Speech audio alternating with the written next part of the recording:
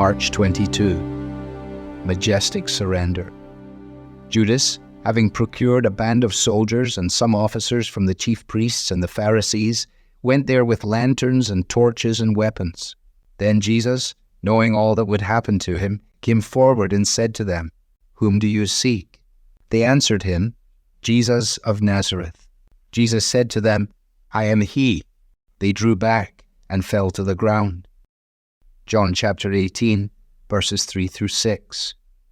The Gospel writers all cover similar events from Jesus' life, but each highlights particular details and aspects of Jesus' identity.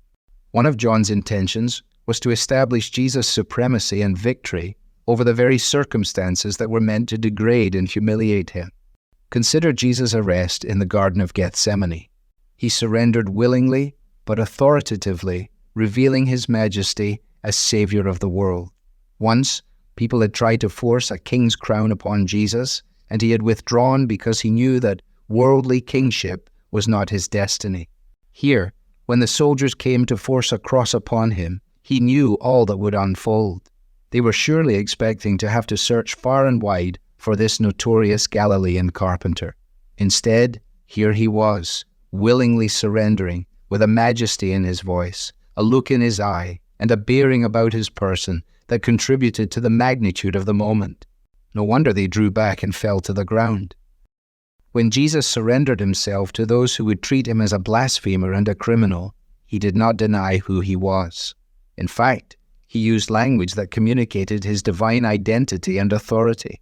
Jesus used the phrase, "I am," not only to tell the soldiers he was Jesus of Nazareth, but also to identify himself as the one who had appeared to Moses at the burning bush. This was the same phrase that had, months earlier, seen him nearly stoned, for it was a clear claim to be the self-existent, living God. Now here is this God, stepping forward to stop his friends resisting and allow his enemies to kill him. Why? As Christ came forward in the garden, he was not only protecting his disciples, but also providing for his people. He stepped forth as the substitute for sinful humans, as the fulfillment of all that had long been anticipated. He knew exactly what he stepped toward.